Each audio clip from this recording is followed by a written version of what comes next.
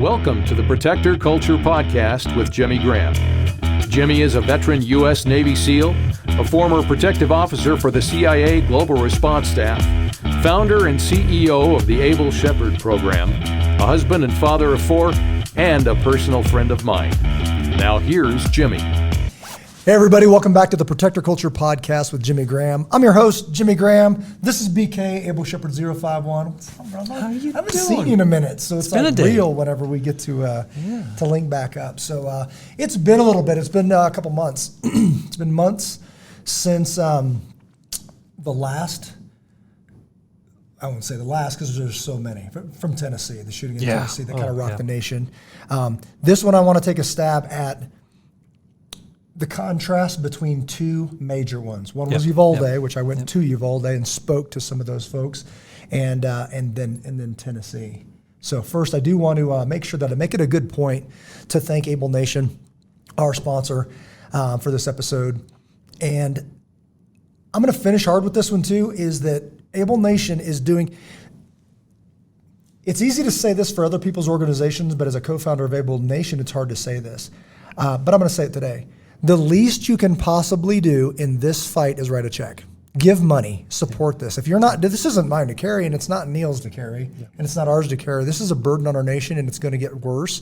The least you can do is write a check and support this. Now, the most you can do is write a big check and then show up and actually devote your time to this. Not saying what, I'm going to tie into this heavily on this. Someone should do something. That's a non-starter. That is a contrast in what happened when violence happens. Violence is happening now, and we're under attack.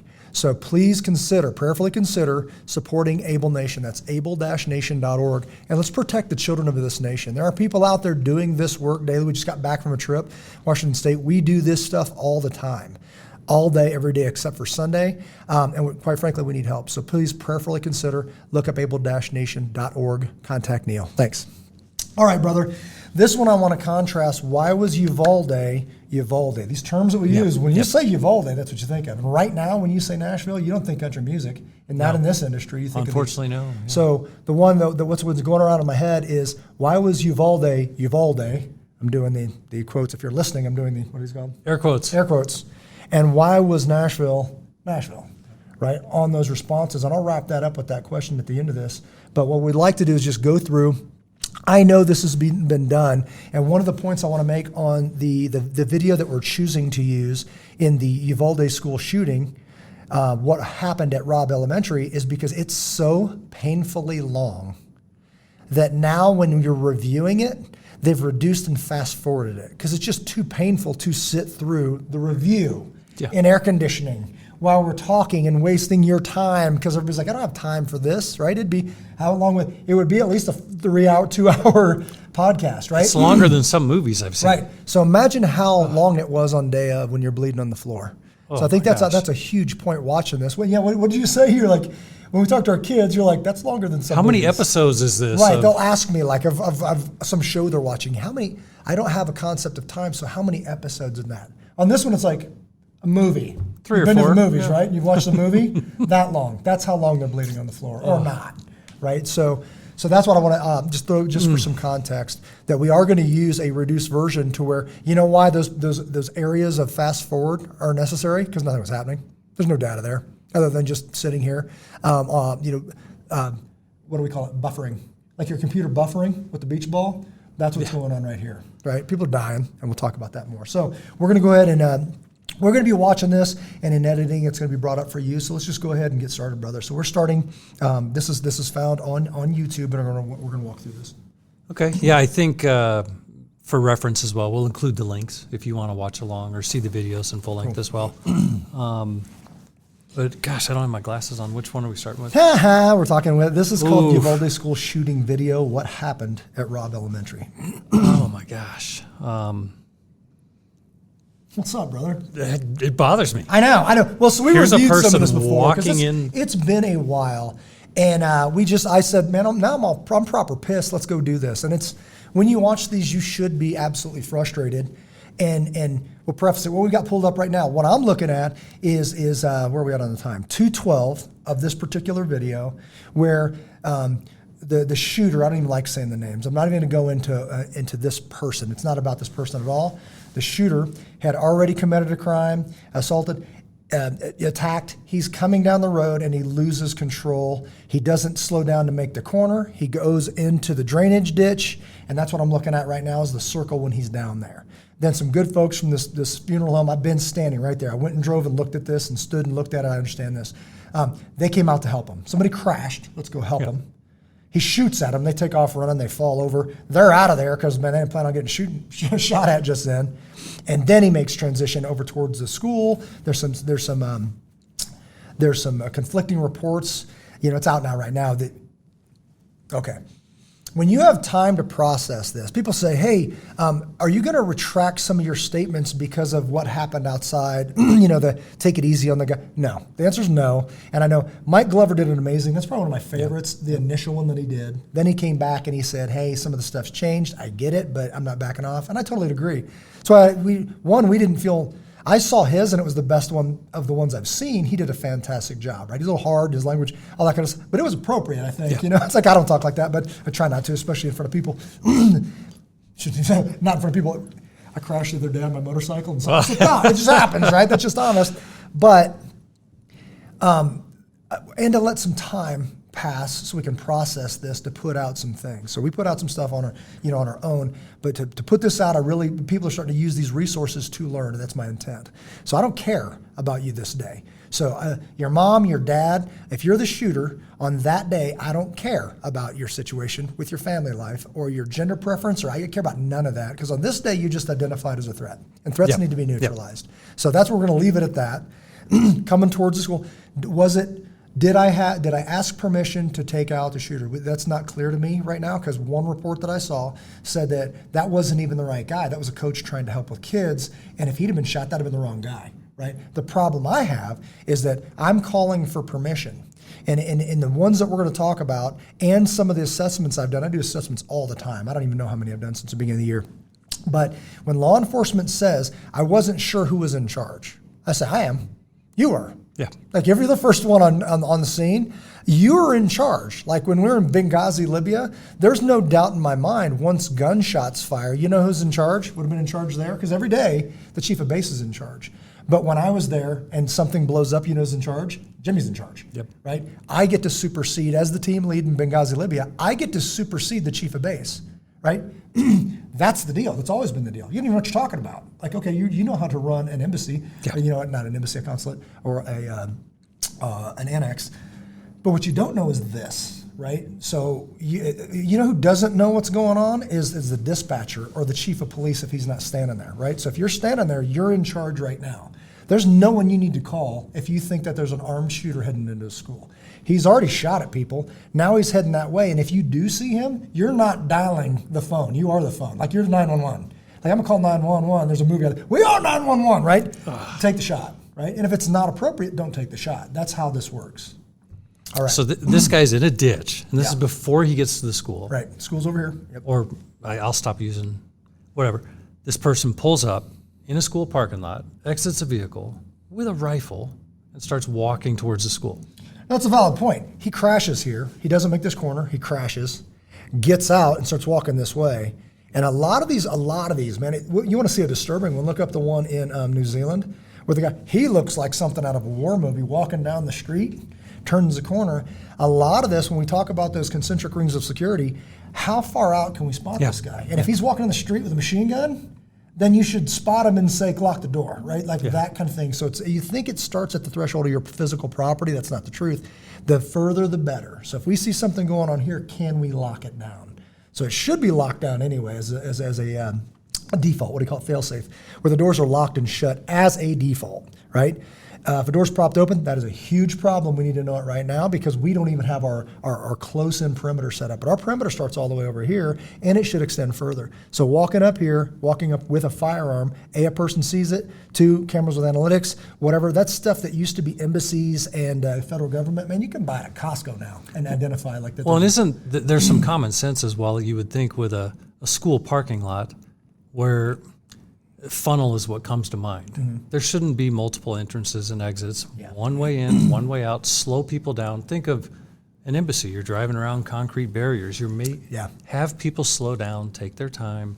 You know who should be coming in. I kind of agree with that because the reality of schools is they don't have funding, right? So you're protecting cars, you're protecting kids, right? So that perimeter is going to be closer to the but building. Like up here, if somebody does see that gunshots heard, was that reported? Is there maybe somebody heard the gunshots and they could report? Even these guys, I mean, it's a decent amount of time. Can they notify the school like immediately that there's gunshots going on? Did the person outside, did they run inside and hit a button and lock the school down? If all the doors are unlocked, that's not going to happen, period. Yeah. If there is a switch to hit it and go into, everybody says lockdown, but they're not locked down. They're not fortified. It's like there's glass and they go, I like the word fortify because on our defend modules, defense, evacuate, fortify, emergency medical aid, notify others in your immediate area, and then dial 911 simultaneously if possible. But the word fortify means it's fortified. It's hard. It's hard to get in. Yep. So if you lock a glass door and call it fortified, you're simply wrong, right? But I'm on lockdown. You mean the glass door's locked? That's not fortified. And by the way, it's not locked down. You locked the door and then I kicked it in or shot it because it's glass. And that was proven out in the next scenario. So let's get rolling on this. Por favor, what do I got to do? Hit this? Spacebar, I think. All right. That's easier. So they take fire. So he starts coming over to help them. They get shot at and they bolt, right? And what do they don't really have a choice. They got to go. So right now, he's, getting his act together, grabbing his stuff out of his wrecked car, and then he starts heading that direction. I'm going to bounce this forward. We're looking at 233 now, moving towards a school. I want to get to it. Now he's walking, not running. He's walking across a long field, looks to me about 150, 200 yards from at least the first cars. And then gets to the parking lot, then on property. We're looking at surveillance. We're at 337, 338 now, coming up right now. Real time, 11:31. Cars driving by. See a guy with guns walking across a field at a school, heading towards a school field. Yeah. Right. Okay, I'm going to go right before he makes entry. I just jumped over to 413. Okay, now he's actually on the property. Lot, yeah. Walking to the school. Okay, now we're looking at 421, real time, 11:33. We're backpacked, dressed in black, holding an AR platform, walking in. Adjusting his hair. Yeah, just fixing his hair. Like nobody's business. Nonchalant. Young man, this is disturbing. A child walks in and looks around the corner and just looks. If that guy turns around right now, big deal. Now shots are fired. Gunshots, yeah. Right, we got audio on this bad boy. And the kid takes off, right? And good on you, buddy. Just get out of there. Okay, now we're hearing gunshots, so shots fired. The part leading up to 5 minutes, real time, 11:33, when you hear all these shots fired, right now you're looking at a hallway. They continue over and over. Here's what's really happening, because we like our news soft. Here's the reality, the truth of what's happening is these rounds are hitting flesh. They're hitting children. So 19 children, 2 teachers, they're getting shot right now. So this is very, very disturbing as you're watching this, and we teach this. Don't think gunshot, think dead kid.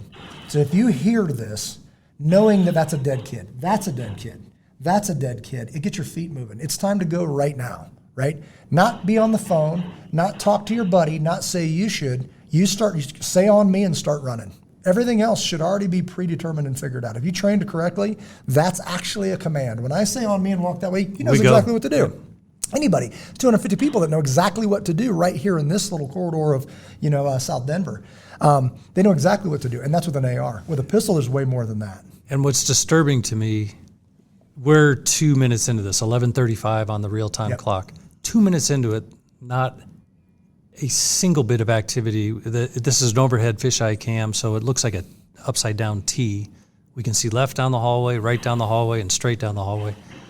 No one, no teachers, no administrators, no policemen. I do believe there's going to be some type of response here. Yeah.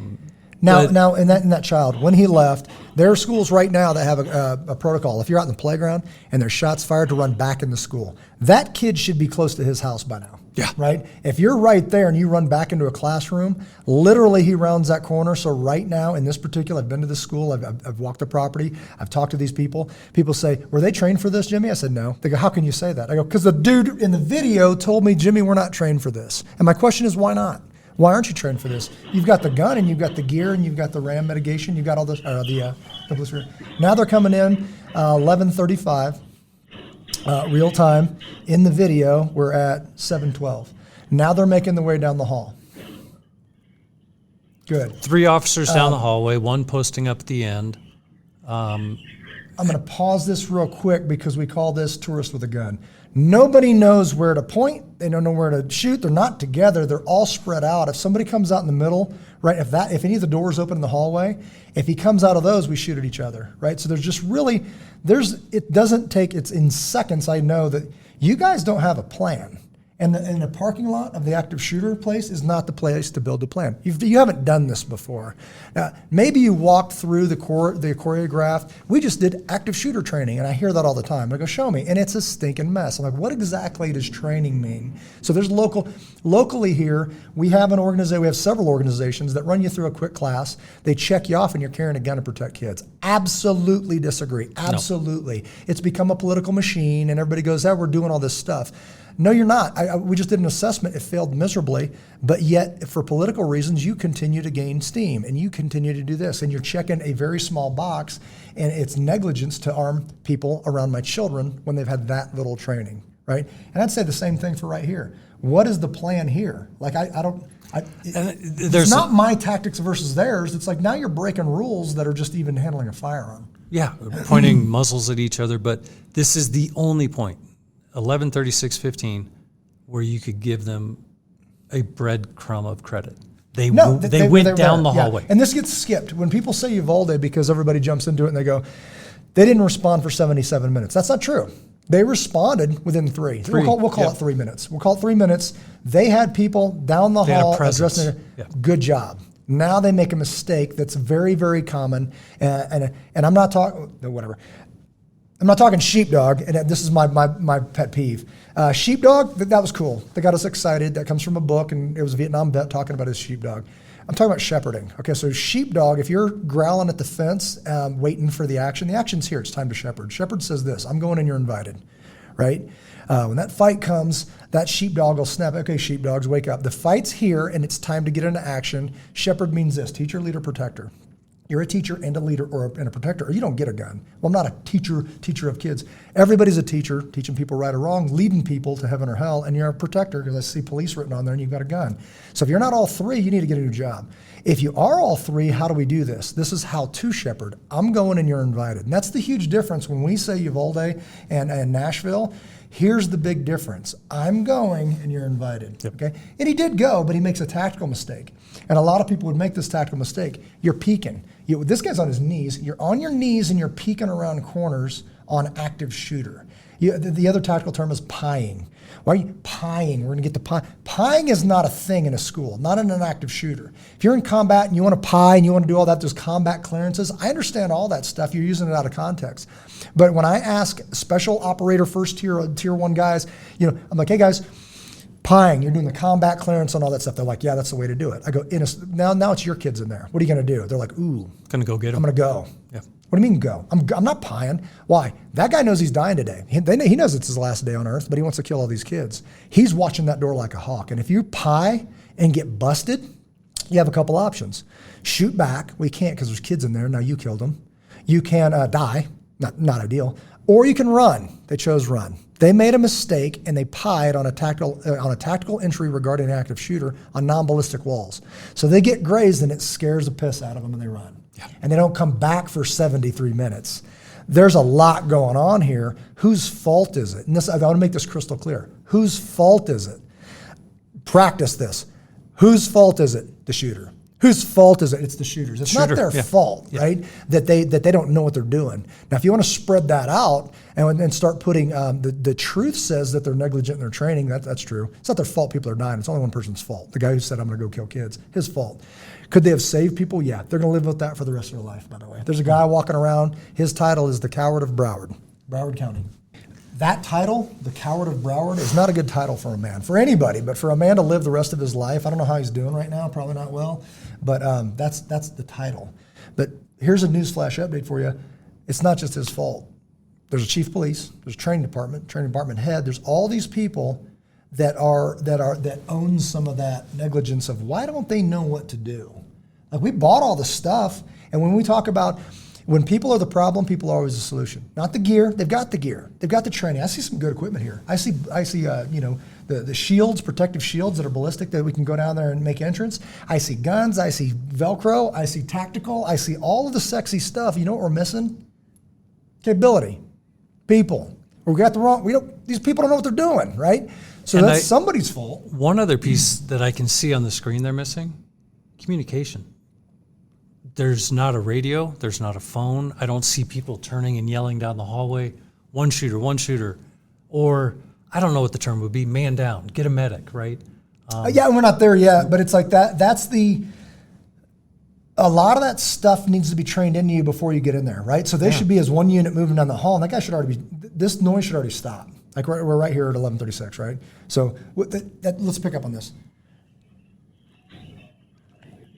So now they're all spread up. We got guys kneeling. Guys are on the floor. Guys are peeking into rooms. They're about to get busted. Some of these guys are just out there. They have no idea what to do. They're out there. They got their gun out because I want to look busy. I'm pointing at stuff. This is called feed the rear. Feed the front says on me, and then you take a step. Where are we at? We're at 7:51. 11:36 real time. And at this point, there's undoubtedly people that are hurt on the floor. The shooter, you believe, is barricaded at this point. Right. So now they're taking rounds and they are running. Retreat, full-on retreat. 11:37 real time. We're out of here. When they're out of here, so they got some, through non-ballistic walls. That took a little bit of frag, grazing. Nobody's seriously injured. And when you say non-ballistic wall, you're saying drywall. Yeah. Not brick and mortar. Right. It's not going to stop. We say concealment, not cover. Concealment does work, but it's not cover. Cover's going to stop. Concealment, I don't know where I'm at. If it wasn't concealment, somebody'd be dead. But it was concealment, but it wasn't cover, which means rounds came through. Some people got grazed. They're done. That's all they need. That's all the information they need right now to find reasons not to go. And that's one of the biggest issues is everybody knows what needs to be done right now, yet no one's going. I know exactly where he is, and I know what needs to be done. Now at 11:40 real time, this is at 8:50. They start fast forwarding. They fast forward. Why? Because it's not even important what's happening right now. There's a ballistic shield. There's horrible tactics. I got a gun over top of your head. You got one over mine. I'm behind you. How many guys does it take to cover the hallway? Why? Because I want to look busy. I don't want later a video come out and I'm doing nothing. You see all these people evacuating kids up in the... Again, it's not even worthy of discussion. That's why we fast forward, right? Real time, 12:21. So now it's 12:21. I'm looking at 9:26 on the tape, on the video. People standing around. We're going to go down the hall. Horrible muzzles, horrible tactics. It's, again, tourist with a gun. I'll bring the shield because they gave me one. And when you say horrible tactics, literally you have your muzzle in your You're buddy's in front back. of my rifle, right? Somebody jumps out, you're catching a round, no matter what. Then they fast forward again because now we're at real time 12:20. We're coming up on an hour. We're coming up on an hour. And that's what we're saying. We're coming up on an hour. Like, it hurts my feelings just to say that. And not one medic has gone down the hallway. I don't know that. There's a lot of people going down the hall, so they're actually, that guy is a medic. Okay, now shots fired, 12:50. They're making entry. He comes out of a closet from the reports. 3 guys actually make entry. I don't even know how many we see here, 30, 50? It feels like 30. Yeah, and then the first reports were like Bortak came, Federal, blah, blah, blah. Then they came in and got to action. No, they didn't. They stayed. It was still a significant, way longer amount of time when the feds got there. According to Mike Glover, they didn't have all the information. They didn't even know that people were hurt. Just a barricaded dude in the school. So they didn't know. So on Vortac's side, what it appears is that they thought it was a barricaded dude, but no, when they came in and were stepping over bodies, they were like, what is all this? Because, again, lack of communication. So now what happens in 1250 real time, you got this guy, good job, leader, holding people back from going. We don't want to crowd them. This guy's frustrated and he wants to go. This guy is like, you're not even a speed bump in my way. If I want to go bad enough, I'm down the hall. Yeah. That's the deal. Like, it's like all of a sudden you're like, I wanted to go and he wouldn't let me. That's a 6-year-old answer. Because, you can't, if you wanted to stop that guy, he ain't going to stop him with that a gloved hand saying, no, give him space. I'm like, get out of my face. I'm going over top of you. And then you're because they do it anyways. But what happens within about 10-second span should have happened 73 minutes ago, right? All of that should have happened. This amount of noise, that means nobody gets hurt any longer, should have happened 73 minutes ago. And he's still, hold on, wait. Right here, this guy, 1039, this medic who's trying to keep everybody under control from not doing what everybody should have done 77 minutes ago. Stay hidden around the corner. A man yelling at you, he wouldn't let me, it's a juvenile answer. Yeah, I can't even watch it. I'm done with this video because it hurts my feelings right now. I think in the end, it's what not to do. It's exactly what not to do. Lack of decisiveness, lack of a coordinated movement, lack of any safety for the people who should be going after an active shooter. And it's unfortunate. It is terribly unfortunate. Okay, next video. I'm so done with this video. I throw this laptop across the room, but it's not mine. It's BK, so that would not be friendly. Okay, we're switching to the body cam footage of police firing at Nashville shooter. We'll make this video available, or you'll see it, and here we go. All right, we see the vehicle pulling up. I'm going to pause this one right here because this is, again, when we talk about your concentric rings of security, say that we want to push those rings out as far as we possibly can. And I get it. Some stuff's just not doable. We're not going to have a brick wall all the way out, on the block that we don't even own, and then sensors and there are analytics. There are videos that can identify a vehicle and people. There are analytics that can identify a large bag or a gun or whatever. There's all that stuff, and I understand from the amount of security assessments and then trainings that I do to make people ready. It's just not in the cards, and I totally get it. This one kind of breaks my heart because as we're looking at this, I personally know people that had grandchildren that moved from Colorado to Tennessee and were on the playground. They're on the playground right now. When she drives by, what she didn't know, this confused individual that shows up right now, I don't care about your gender preference. I don't care about your confusion. I don't care about how unhealthy you are and your dad and your uncle that did whatever. I don't care. Because right now you just identified yourself as a threat and you need to be neutralized, right? Not on this day, I don't care. Now, I do care and I'll get to that, but I don't care on this day. So on this day, you drive up as a threat, you're in a totally different category, and we're going to a completely different skill set. If this person didn't know and started shooting kids in the playground, numbers would have been higher, right? If they didn't know the layout and went into a different part of the school, numbers would have been higher. It's very unfortunate what happened, but some things kind of helped us get a little bit of time, like going in the wrong side of the building, right? So now what we see here at, it's only 14 seconds in, is just driving in. Nothing looks off yet, but parking the car over here. It amazes me that folks, once they've flipped the lid, our society, we've just got a pretty trained society to be polite and to be orderly, right? Yeah. I think that this is a godly thing. Order is a godly thing, and we serve a God of structure. Why are you parking? Like, no, because I got to put my bad guy hat. To be good at this job, I got to put my bad guy hat on. Why are you parking? Yeah. And what that this is your last day on earth, and speed is an issue, right? Yeah. And I'm not saying this to enable bad people. I'm saying this for capable good people. Why aren't you on the ground? Why don't you just run through the door and get out and then whatever? You're already in the building, right? So the fact that we know this, that people do park, like as soon as those doors open, who's getting out of cars and all that stuff, we can start paying attention to this. But it's just interesting that people because we're creatures of habit. Okay, now we're at 41 seconds, and you see shots ring out, and glass just absolutely disintegrates. So both sets of front doors, there's an outer door and an interior door. The glass is vaporized. It's gone. So now, as I did a survey for a church years and years ago. This was probably 10 years ago, where I showed up to a door. It looked exactly like that at the kids' wing, and I simply had a camera on. I pulled out a hammer, and then it fades away, and then I fade it back in on the other side of the door, and I put the hammer away, and I grab a pistol out, and then I walk through the building. Now this was shot on separate day, but it was edited to look like the real day, the same day. I walk through and I start looking in classrooms with no gun out or anything, and you see children, including mine, playing. Right, and it was the intent was to get the attention and say, man, that locked door is not locked down, right? And it just proves so many things. I'm not kidding. Days before this happened for real, I was in a facility, and it was a new school, and somebody said, well, I heard, and this is the best, when the administrators talking about what they, you got the blind leading the blind, because they're saying, well, I heard that the data says that that people they don't mess with locked doors. Glass or whatever, there's glass in the door, but if it's locked, they just move on. And I said, what is it? Does that mean it can't happen?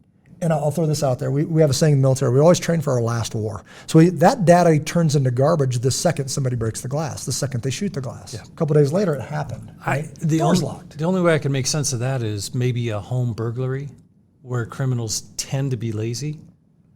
Walking into a school with a rifle, you have your mind made up of the outcome. Right.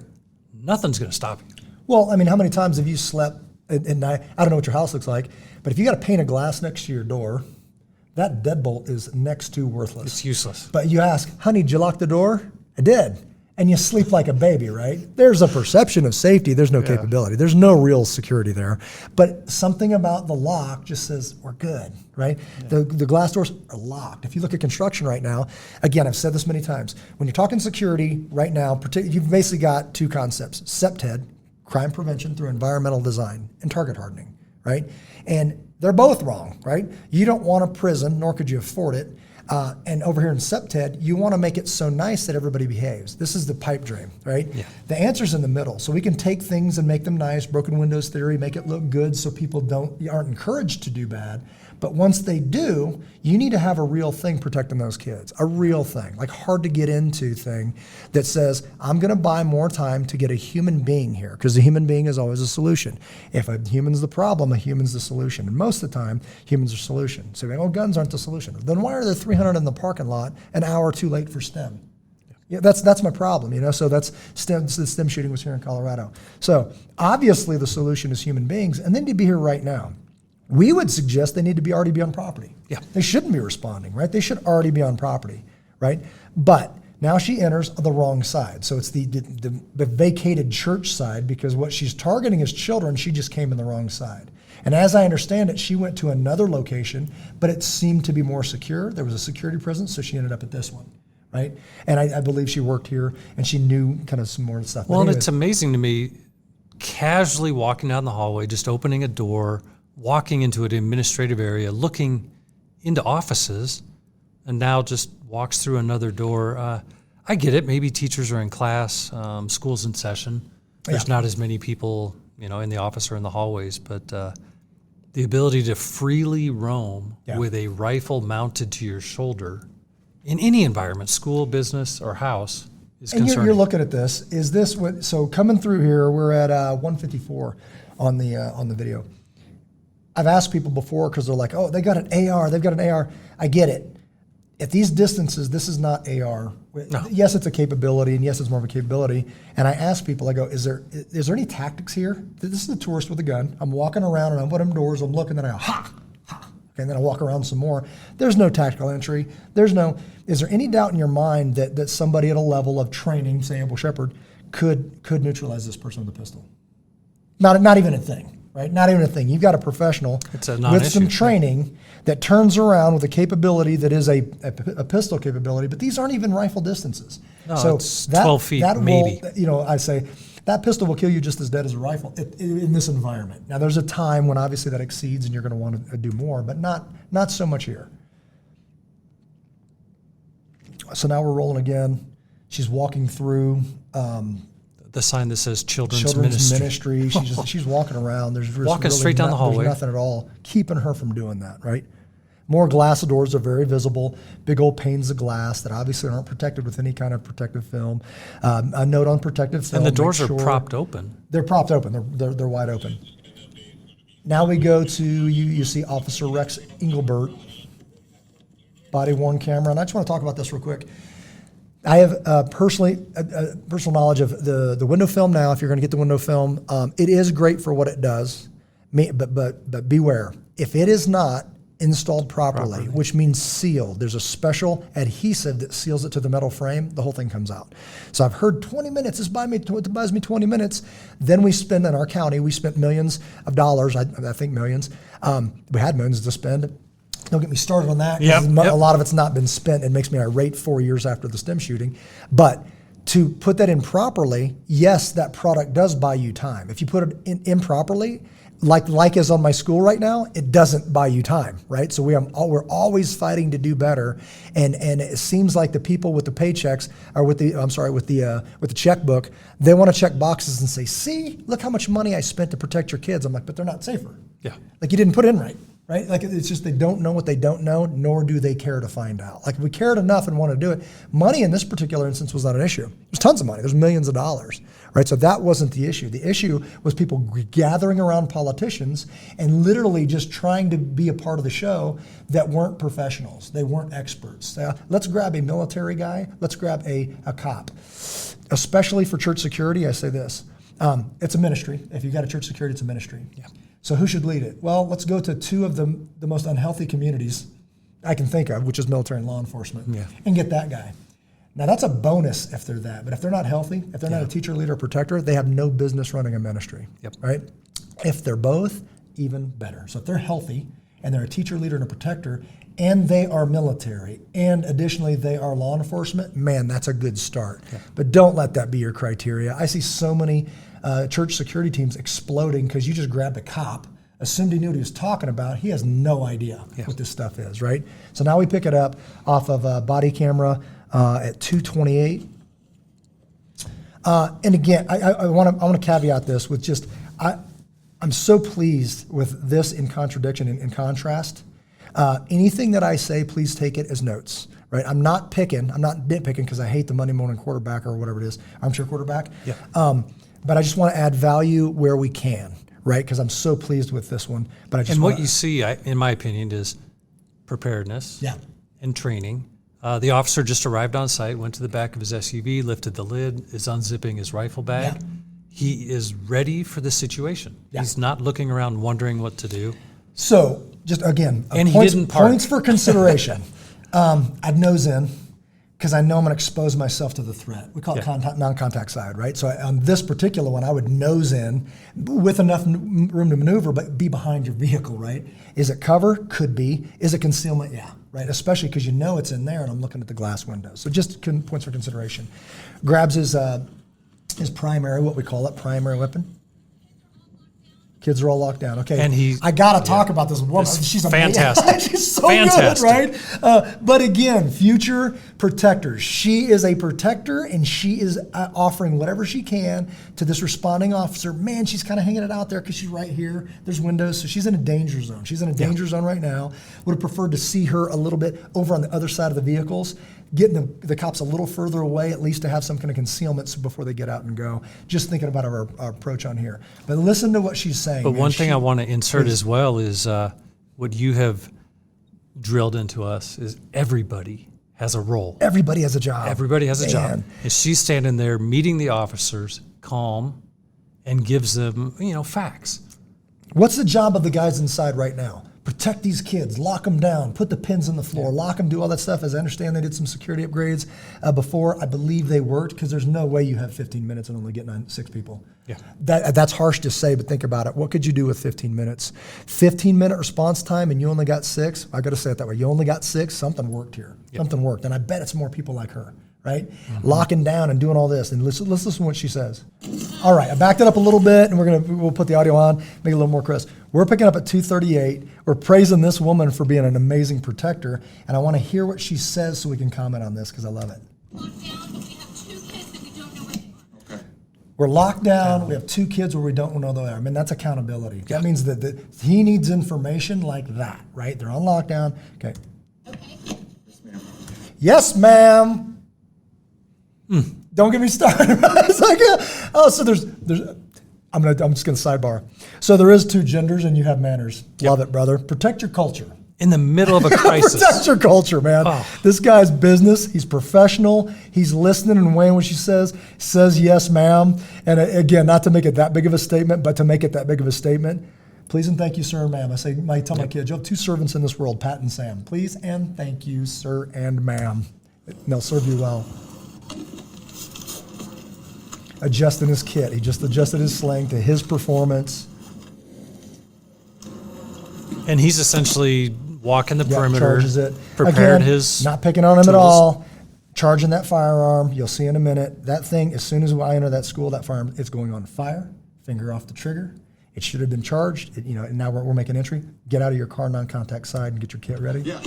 My windows, they're upstairs. They're upstairs. Hey. Somebody's waiting at the door to unlock it. Okay, now listen, this is important. Let's get 3. All the way down this hall, it's fellowship hall. The end of this hall is fellowship hall. They just said they heard gunshots down there, and then upstairs are a bunch of kids. Let's go. Okay, listen to what was just said, because I've heard people harp on this. What are they doing looking at the classes and all that? She just told them that the last report was gunshots at the fellowship hall on the 1st floor. They have to start there. I know there's kids upstairs, but the report his information he's working with, 1st floor gunshots appears to be in the fellowship hall. They have to start clearing down. They gotta go. Until something tells them different. I need 3. I need 3. Okay, here's the difference.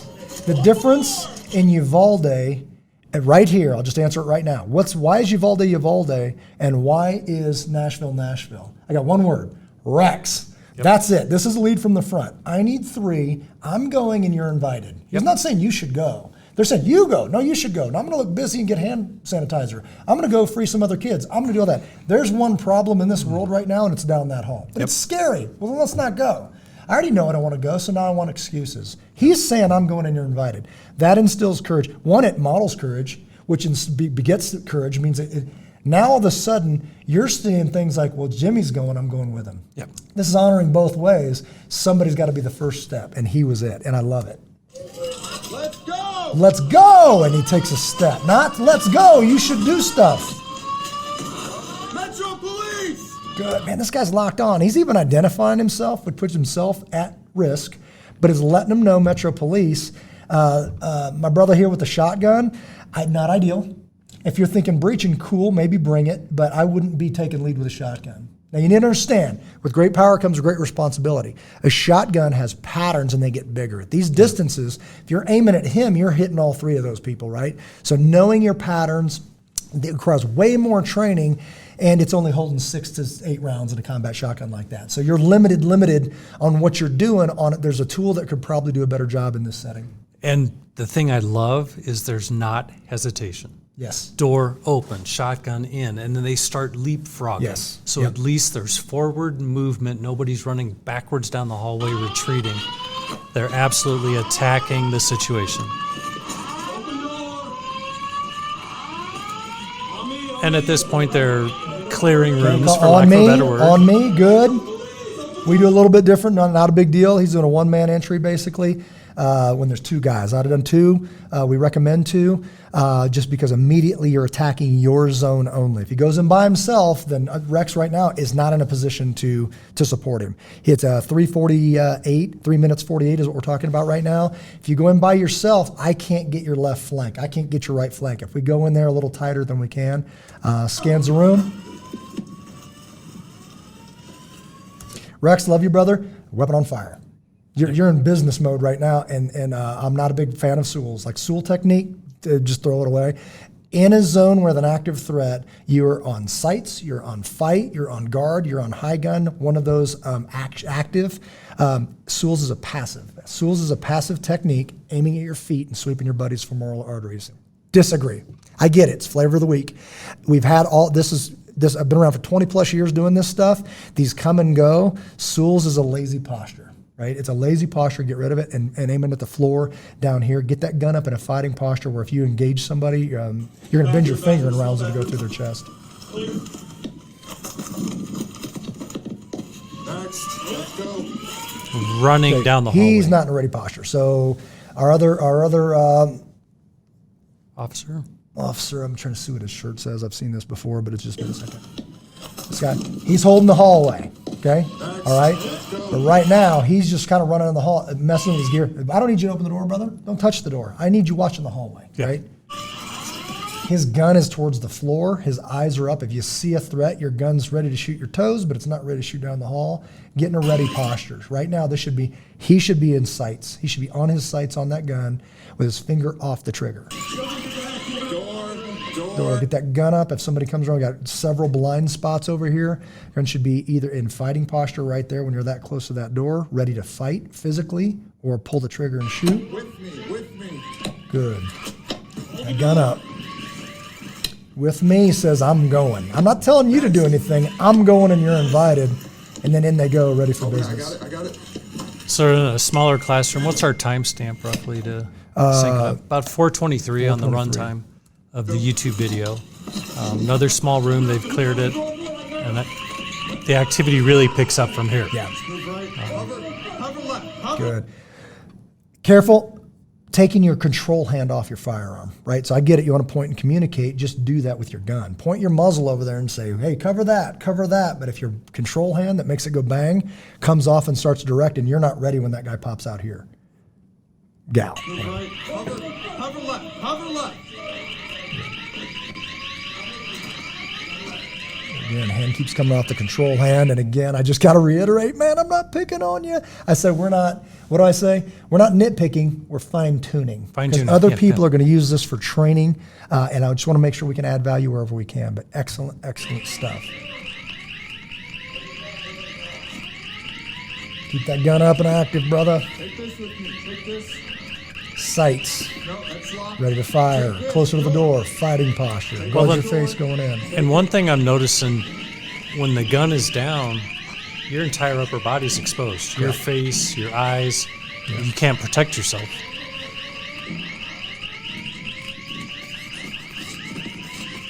Where are we at? 508.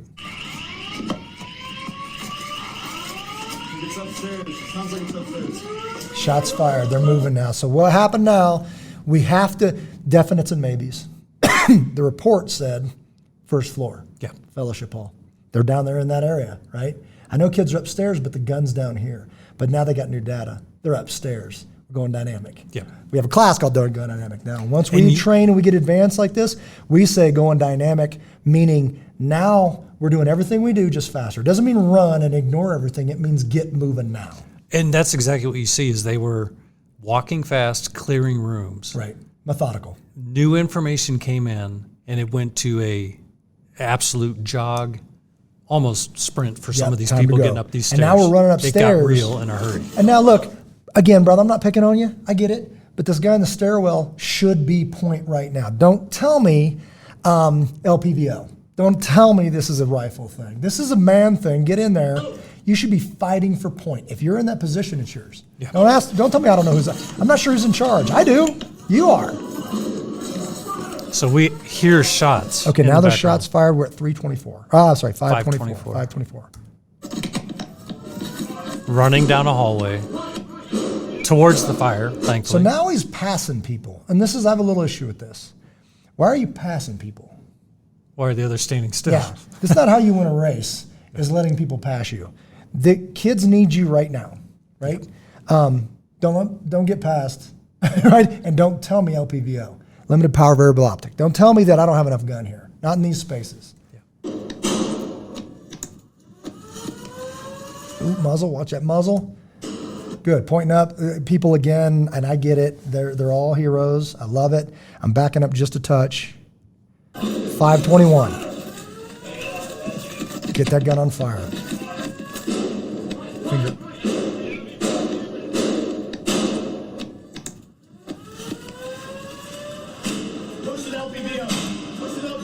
Now push LPVO, get up there. Use your body.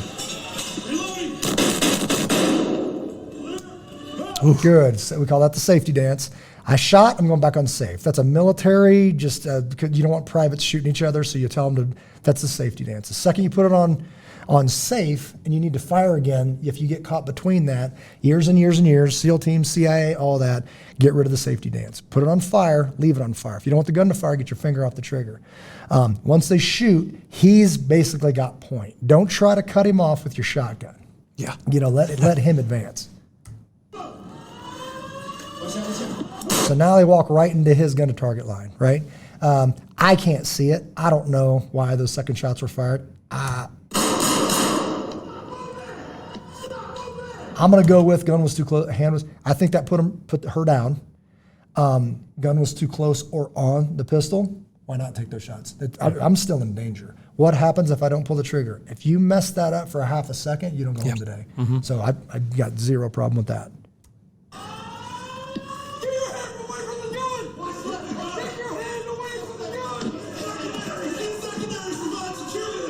Yeah, provide security, man. These guys are on it because now we're thinking +1. One's down, where's the other guy? Yeah. I don't care if he's there or not. You're ready for security. You're posting up and say, I got this problem. What I can't do while I'm over here grabbing this gun is watch 360. So everybody turn around. This guy, close cover, that's good. Watch your shotgun next to my hand. But watch your muzzle, brother. But they're amped, and they're getting after it, man. They're doing business. And right now, he just reminded everybody that there's a 360 world. Yep. That's good stuff, man. Yep.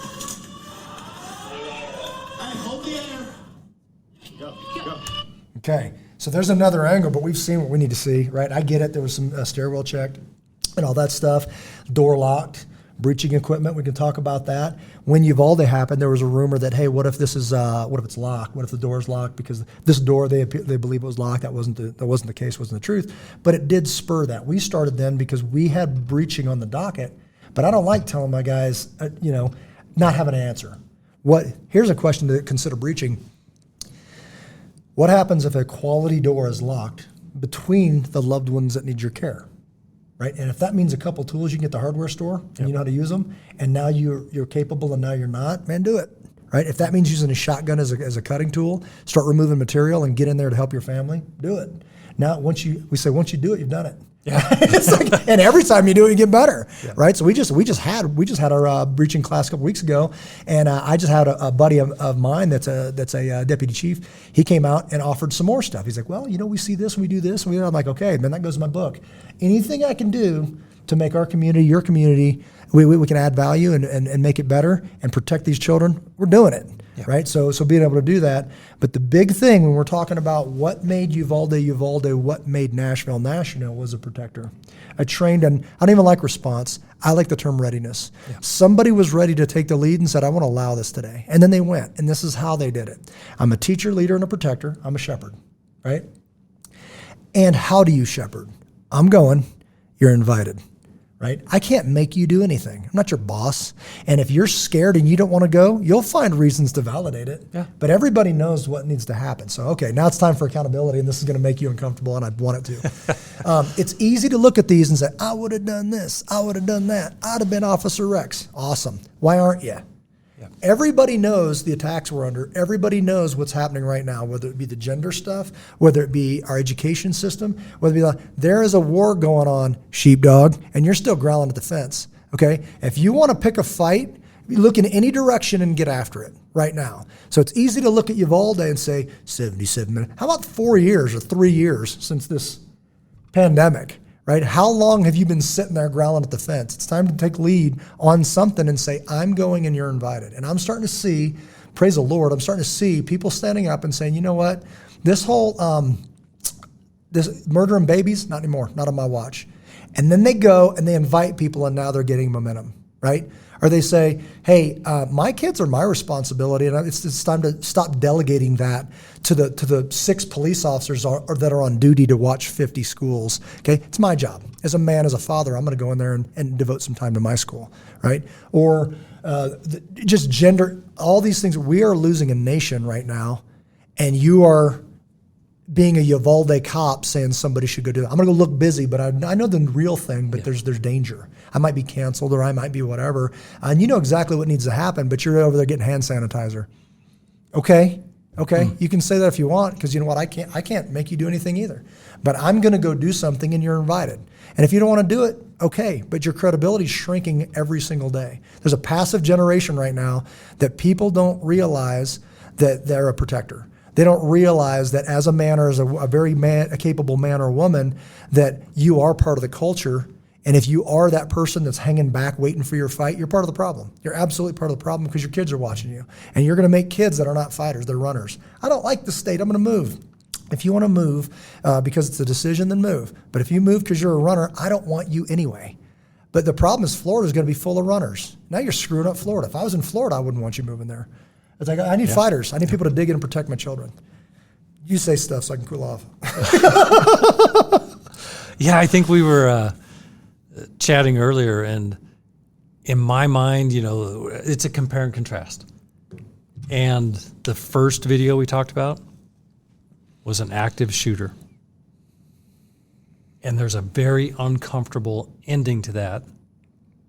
And the second video we watched was active shooter readiness. Yeah. Pulled up, knew what to do, took charge, didn't ask for, hey, who's in charge here? Who's my boss? Yeah. Took control of the situation, took immediate action, moving forward, looking for the problem. They thought it was the first floor, it wasn't. Got up to the second floor, it was. Yeah, this guy, and again, this Officer Rex, the world knows him as now. Do you think that I hate the term, we're just lucky? No, man, he was ready. That takes work. So Rex Engelbert was ready, right? He was the right guy for the right job. He had the right equipment, and he was ready. How do we know? Hit play, man. Because that's one of the good things about these body cams is watch the footage. Well, we're undermanned. We don't have enough guys. And then you watch the footage, and you're like, man, they're kicking butt, and there's not enough of them. Cool, get them more guys. They're hanging out and doing work that's not supposed to be theirs, or they're just, whatever, wasting time. It's there. It captures the truth. I don't even have time to doctor it. That's really what happened that day. We can learn from it. That guy needs a raise right now. That guy should be running police academy. That guy should be the chief of police. Yeah. Fill in the blank, right? And we got some serious problems to address in Uvalde. And probably, and we can't blame Uvalde. You know how many police departments I've seen that would be Uvalde tomorrow? Yeah. People are like, are you surprised? I'm like, I'm not at all. The world is, because there's a perception of safety, but there's not a capability for safety, right? And that's when you get, people don't like it when I walk in the room, because they're like, oh no, somebody who knows. This is the thing, here's your trick, and I'll expose you right now, officer, whoever. If you don't know, but when they ask, your voice goes up and you start dropping F-bombs and they stop asking questions, then you're hiding. Yeah. And I see you. And they should see you too. Because what they paid for was a capability, and you offered a perception. So that assessment that says, I see you, you need to do better, or you need to go work somewhere else, right? That's a call to accountability. I know it's out of fashion, but it's needed. Why? Because we paid for it to protect our kids, and our kids are not safe right now. And that's across the nation. So how do we get this kind of credibility back? When somebody says something and they're telling you, if you're the boss and they're telling you, who are they? Who said it? What'd they say? Is it true? Okay. Who said it? Credibility. What did they say? Is it true? And spend some time, if you don't know, bring in a guy like myself and many others and say, is this true? Are they any good? What's the standard, right? Not crazy. They don't have to be Navy SEALs. They don't have to be CIA, but they must be safe. They must be uniform, safe, and accurate, the USA standard, right, that we talk about. How did they say it? Tact. Do you have any, the way you say it? I say it this way. People aren't talking about what they know, they're screaming about what they've heard, right? So how you say something develops that credibility, because you could be the most knowledgeable jerk on the world, and I'll never know because I never talked to you. I'm never going to bring you into my organization because you're not professional and you're an idiot, and I don't want more of you. That's just as true as it gets. So the way you said it, how you said it, is actually a factor. And then why'd you say it? We call it look at me. Look at me, look at me. Okay, is it for you? Or are you really here to protect kids? Are you really here to help us protect our children? If that's the answer, man, that's a lot of credibility getting back. So what can be done? I hate to be, hey, here's problems, no solutions. So we talked about getting credibility back and knowing what you're talking about. It must be apples to apples, and there's this whole perception of military and law enforcement that needs to go away, right? GRS taught me this. It's not where you're from, it's where you're at. That's awesome, man. If you served and you did all this stuff, I'll buy you a beer, tell me all about it. But if you're not living right now in a way that's going to better my community, I could care less about what you've done, truly. Again, thank you for what you've done. But if you're going to enter this conversation, you need to have a capability that comes with you. And it needs to be, who are you? What are you saying? It must be true. Yep. You must be professional. This quiet professional garbage, I'm done with that. Because when you get out of the military, that quiet professional, you need to be twice the professional and stop being quiet, right? Because a lot of people are saying, even SEALs, they're afraid to say SEAL. Or, I heard just sort of guys saying, oh, that guy wrote a book. It's like, well, was the book garbage or was it good? Because if I'm writing a book right now and it's exactly saying this. So you could be the best SEAL in the world. Oh, he lives a private life and raises his kids and does all that. That's honorable, but that's mediocrity. That's what you're supposed to do. If you're going to change this world, we need you bad. If you're a vet and you know the truth and you can help in this, we need you bad like never before. And I'm going to challenge you right now to step out and make things better. But if you're going to build a cabin in the woods and just go be cool Navy SEAL guy and shoot at cantaloupes from a mile away, man, you're not even going to register on anybody's scale. You go hide if you want, and I thought I wanted that. I thought I was going to move to Montana, build a cabin, work for the Forest Service, and just kind of go do a thing. I'm not built that way. Go do that for a week, maybe 2, maybe 3, and rest. Then get back. There's a battle going on. Our kids are dying. Join it. I'm challenging you right now to get in it. And don't be a jerk or I'm not calling you ever. Sorry, what was I talking about? So, again, I don't want to leave this hanging. On that day, I don't care about her and her confusion. Okay, or the other guy at Uvalde, I don't care about that on that day. But now let's back up. I do care. If all we do, I do care holistically, how did our people get so unhealthy they're going to shoot at children? How to get there? Because if we really want some work to do and something to focus on, I'd say that day, if all you focus on is neutralizing threats, there's no way. You'll never chase. You'll just sit there and chase your tail. You're never going to get to the end of this because the problems are being mass produced way quicker than we can shoot people, right?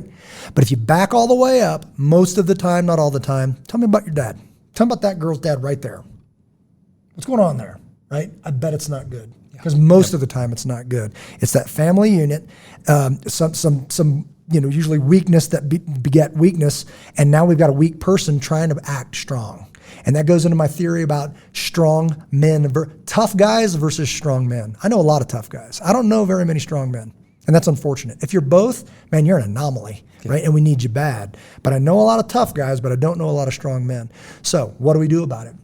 Example, and again, it ain't look at me. This is the problem. We need to attack both simultaneously. It's not one or the other, it's both simultaneously. We need to get better at neutralizing threats on this day. And we need to reduce them by building stronger men that will raise stronger children that won't shoot at mine. Right? And then pray to God they meet in the middle. So we must do this yesterday. We must get very good at this. One example is we're doing a seminar this year. I'll call it a retreat, though it's not. It is a week-long event. We're calling it Mission 1, and it's called What is a Man? Men's Mission. Mission 1. This is the first crack we're doing at this. It's at Glen Erie this year. We're saying what would happen if you just invited the Holy Spirit, and it surrounded men, one with strength, to model it, to be engulfed in it, to experience it for a week. There's a 24-hour in the wilderness period. We already bought the gear. We're going to hand them gear and say, we'll see you tomorrow.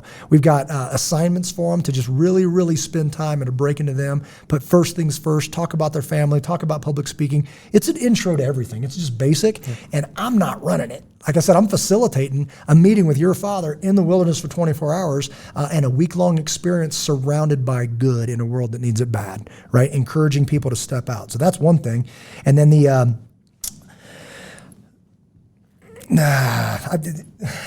so we created Stand in the Gap. because 2020, we needed it. We needed information to get out to people. Stand the Gap Initiative is what it's called. And we just basically flooded people with resources of truth. How can you be better? Not prepper. Prepper can be negative. I call it roots. We call it root cellar mentality. Yep. Our great-grandparents had a root cellar. When there was an emergency, they weren't really freaking out because they had already prepared for this stuff with a readiness mindset of saying, got stuff in the root cellar. We're good for a month. If it snows for a month, if there's a this or that, I'm not going to be, knife fighting over the toilet paper at Costco, right?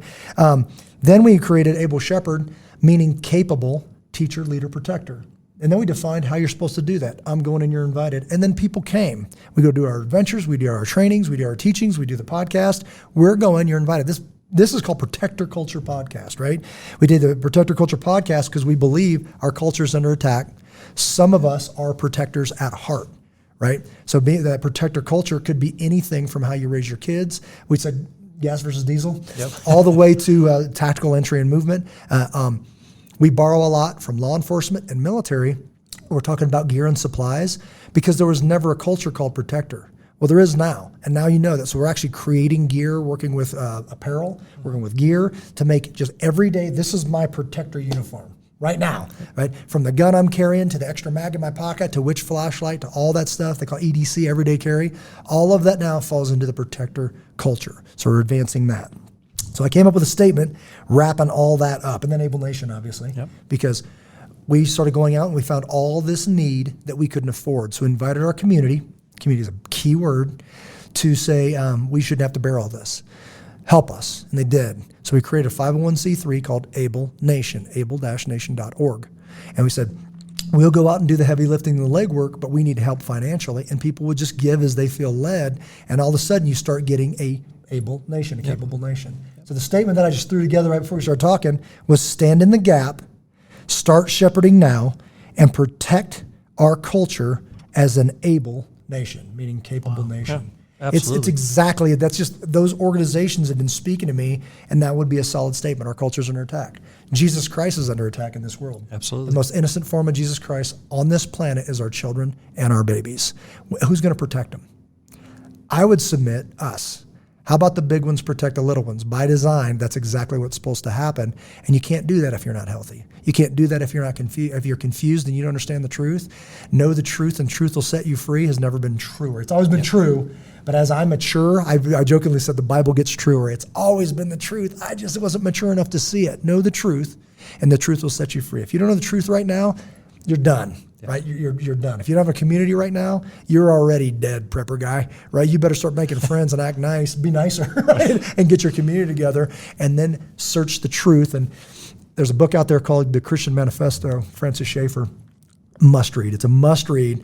But one point that he made that kind of took me back for a minute because I'm a freedom guy. Freedom, freedom, freedom. He said, I'm paraphrasing. Don't plant your flag on truth. On freedom. Plant it on truth. Because if you fight for freedom, it doesn't mean that you get the truth. But if you fight for truth, you get both. You get both. And it rocked me. It's still rocking me. All right, my brother, bring us home. Whew. Tell you what, it was fun to be a part of this passionate now I'm pissed off right now. We need to go to second guessing our trip across the street for a pregame coffee. Yeah. Throw a little caffeine on the fire. But it needed to be heard. It needed to be said. Yeah. And it is a learning opportunity. There was behavior modeled properly and could be fine-tuned. Absolutely. So if it's in your DNA, if it's in the way you're put together, come see us. Yeah. If I could just finish with this, accountability goes both ways. So a little hard on those folks in Uvalde. It's not solely their fault. So thank you for your heart for entering into that arena. You didn't have the training you needed. So there needs to be some grace shown there. So I feel that's necessary to say because those guys are still around. This could be a thing that is used, all things, even what is meant for evil can be used for good. Intended for evil can be used for good. That's how God works. So if this thing is that pivotal moment in your life and it changes, get out there and get the training. If there's anything that we can do to help, I've already been down there and met with some of you guys, and I mean it. I'll come down and do whatever you guys need to get you on track, and that goes out to many, many communities. If you're in a community right now and you know in your heart there's no way you're responding like Officer Rex here, right? Just there's no way. We can help. right? And many, many others too. Mike Glover, John Lovell. There's just good stuff out there with good training. And maybe it's not the way they would zig and I would zag or whatever, but it means you need a capability that's uniform, it's safe, and it's accurate. We call it the USA standard. I'm praying for everybody that they remain healthy, because I know that's a heavy burden to carry as a man. The coward of Broward, horrible. I would never call somebody that, right? But the truth is that he was never given the tools to be successful. Now, Jimmy's 2 cents, you take an oath, you go. I don't care if you got a stick or your karate chop. When kids are dying, you get in there, right? That's what needs to be done. But we owe these people the tools to be successful. And if you're listening and you're a part of that thing, believe in you, love you, care about you, and I hope that you remain healthy. And then just get equipped if you're in that space. Start looking up the chain. They do need funding. They do need training, and it needs to be real. It needs to be the truth. And if you're part of this Officer Rex's team in Nashville, excellent job. Please take that knowledge and spread it with anybody and everybody who will listen, because you just modeled what correct looks like, and we applaud you. So thank you very much, guys. Excuse me. That's it. We'll wrap up with that. Actually, I'm going to wrap up with one more thing. I kind of ease into this all the time, but I feel the need to say it boldly. Give money to Able Nation, able-nation.org. I don't mind doing this. We don't mind going out. I actually love it. I'm built for this. We do need financial help. More money we put in that kitty, the more in the South Denver area primarily. Now, we've got resources in Montana. We've farmed money outside of the state, but primarily in the South Denver area. We are creating a model to share with the world on how you do this stuff, on how you become a protector, on how we protect our children in particular in schools, churches. We also do civics groups, obviously, in businesses. But most of the money that we get through Able Nation goes towards med kits, emergency medical, defense training. It goes through scholarships for churches and schools. I need to get a list. We'll have to run a survey on how many schools we've actually assisted because they simply didn't have funds to protect the children and the people in their care. So it's exactly what we do. We're not going to stop. I expect this to grow. Nationally at some point, man, we're just doing so much work, we are swamped. But it would really, really help, and just prayerfully consider giving to Able Nation, potentially for the end of year giving. Or what really helps is our monthly subscriptions. We haven't really been to a point, we've become close to a point where we have to say no to scholarship training. When they need help, or the med kits and all that stuff. So we're doing okay right now, but if that bottoms out, we have to tell people no, and then we don't get to help them where we could have. So please prayerfully consider making a financial donation at able-nation.org. Thank you, brother. Appreciate you. I got to go do my breathing exercises before I head back to my family, so I'm not all worked up. But man, it hurts my soul to know that every one of those bangs was an end of the life of a child, and the adults as well. But man, that's our heartstrings. So, and I know there's many people out there that feel the same way. So God bless each and every one of you. Please pray for our nation, pray for our officers, pray for our first and our immediate responders, as we call it, as protectors. But we love you guys. God bless each and every one of you. Take care of one another.